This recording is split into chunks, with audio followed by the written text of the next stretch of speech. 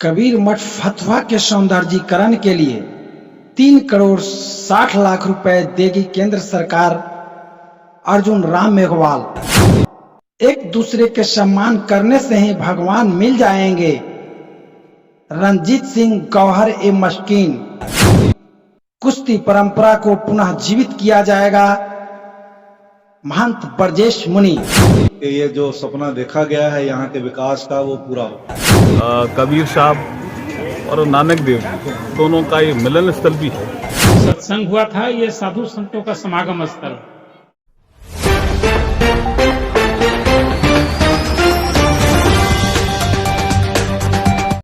फतुहा शहर के दरियापुर स्थित आचार्य गद्दी कबीरपंथी मठ के प्रांगण में सांस्कृतिक समारोह एवं दंगल प्रतियोगिता के समापन कबीर वाणी और बीजक पाठ से आरंभ हुआ। विदित हो कि त्रिदिवसीय सदगुरु कबीर महापरिनिर्वाण दिवस एवं गुरु गोविंद सिंह जी महाराज के प्रकाश उत्सव पर आयोजित मुख्य समारोह का उद्घाटन करते हुए केंद्रीय मंत्री एवं संसदीय कार्य राज्य मंत्री अर्जुन राम मेघवाल ने किया और कहा, धर्म एवं संस्कृति की रक्षा एवं सामाजिक सद्भाव तथा समरसता का वातावरण कायम करने के लिए सतगुरु कबीर और गुरु गोविंद सिंह जी की वाणी और उपदेश अत्यंत प्रासंगिक है। बिहार में कबीर पंथ का यह ऐतिहासिक मठ है। पर्यटन स्थल के रूप में इसे स्थान को विकसित करने का प्रस्ताव प्राप्त हुआ है। कबीर मठ फतुहा के सौंदर्यीकरण के लिए 3 करोड़ 60 लाख रुपए देगी केंद्र सरकार। उस पर विचार किया जाएगा ताकि यह कबीर मठ संपूर्ण रूप से विकसित हो सके। इस अवसर पर केंद्रीय राज्य मंत्री अश्विनी कुमार चौबे, सांसद रमा देवी, पूर्व विधायक सतीश कुमार ने भी उद्गार व्यक्त किए।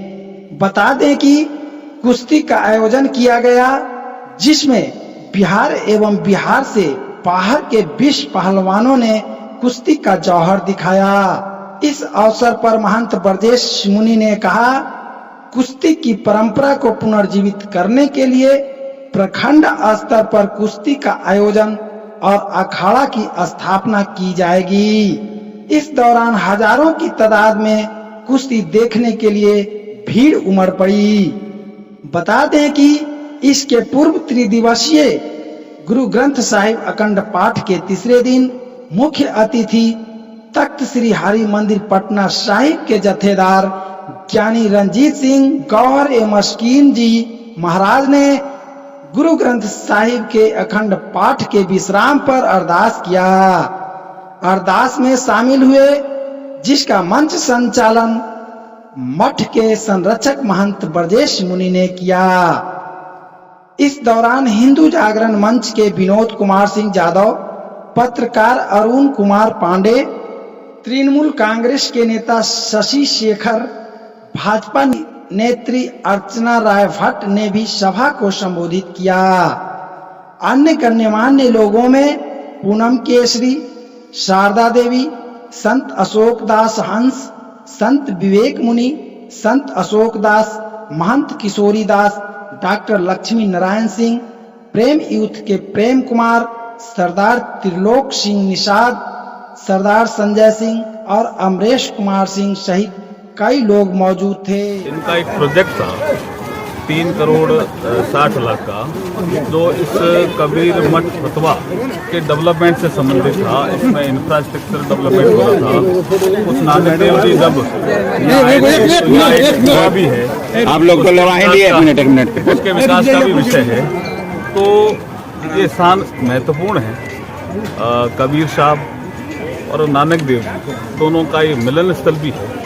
तो जैसे मगहर में हमने डेवलपमेंट किया है कबीर साहब को लेकर के, यहाँ जगह मैंने देखी तो मेरा मन हुआ कि यहाँ जगह काफी पड़ी है और इस जगह पे एक अच्छा इंटरप्रिटेशन सेंटर, कोई सत्संग भवन, जो इस प्रोजेक्ट में पार्ट है वो हम इनको संस्कृति मंत्रालय से सैंक्शन कर देंगे। और मुझे लगता है कि रमा देवी जी ने जो मुझे यहाँ बुलाया है मुझे लगता है ये काम सफल होगा। इस स्थान का बहुत अच्छा विकास होगा। नरेंद्र मोदी जी के नेतृत्व में हम इस स्थान को विकसित कर सकेंगे, ऐसे में पूरी आशा भरी नजरों। विश्व प्रसिद्ध जत्थेदार ज्ञानी रंजीत सिंह गौहर जी हैं। आइए इनसे हम जानने का प्रयास करते हैं।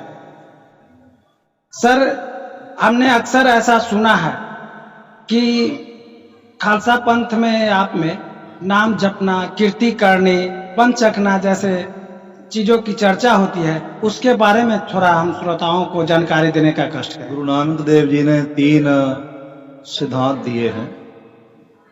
सबसे पहले है प्रभु का जप कर, शुभ मुहूर्त में जागकर अमृत वेला जिसे कहते हैं जप करना, और धर्म की कृत कर, जिसमें छल कपट का व्यापार नहीं, प्रेम का, सच्चाई का व्यापार, मेहनत मजदूरी करनी, उससे जो ईमानदारी से कमाया हुआ जो अर्जित हो उसको बांट कर खा।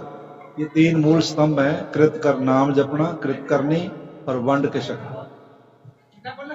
ये गुरु नानक देव जी के घर के सुनहरी सिद्धांत हैं। आज मुझे अपार हर्ष है और मैं साधुवाद देता हूँ परम श्रद्धेय श्री ब्रजेश्वर मुनि जी को, जिन्होंने यहाँ कबीर मठ, कबीर गद्दी जो है फतवा, यहाँ गुरु नानक देव जी का भी आगमन हुआ है, उनकी याद में उनका कुआं भी है यहाँ पर। और यहाँ गुरु ग्रंथ साहब जी के अखंड पाठ निर्विघ्नता सहित समाप्त हुए हैं। गुरबाणी का कीर्तन और महापुरुषों द्वारा प्रवचन और समाज की सम्माननीय हस्तियों द्वारा अपने विचार व्यक्त किए गए, जिनमें पत्रकार समाज के लोग हैं, कारोबारी समाज के लोग हैं, हर तरह के लोगों ने यहाँ आज अपनी शमूलियत हासिल की है।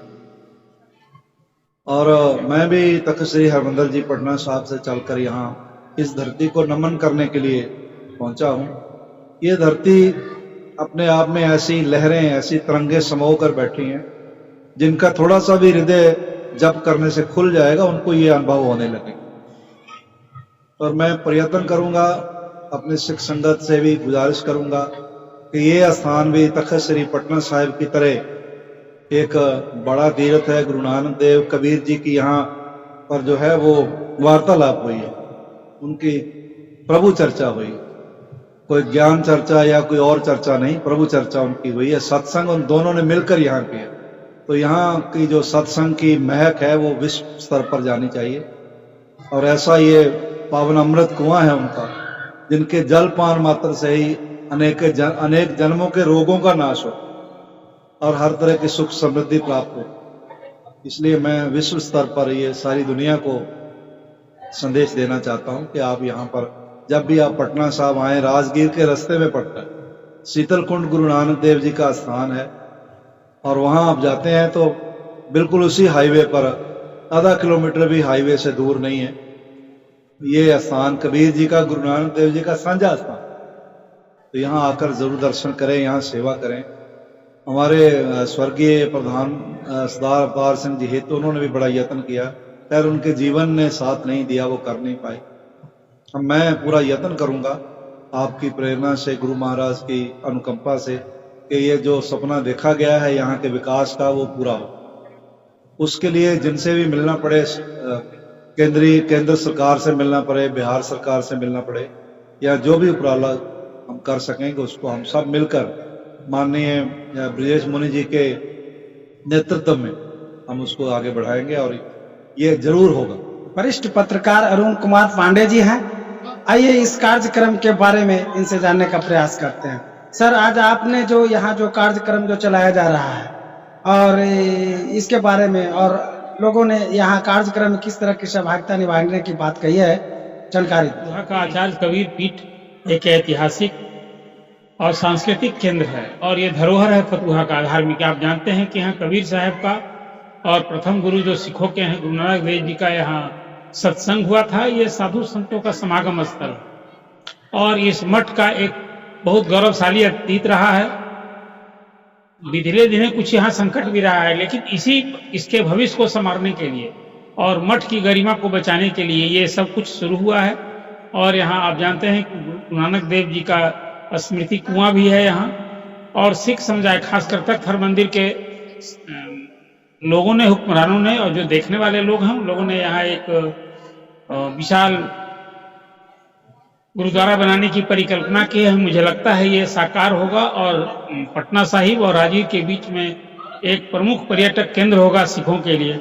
इसी दिशा में ये प्रयास है और मठ में ब्रजेश मुनि जी पिछले कई वर्षों से इस तरह का आयोजन कर रहे हैं और ये अभी कोरोना काल में 2 साल नहीं हुआ था, उसी कार्यक्रम को आगे बढ़ाने के लिए आज ये 3 दिन का कार्यक्रम हुआ है।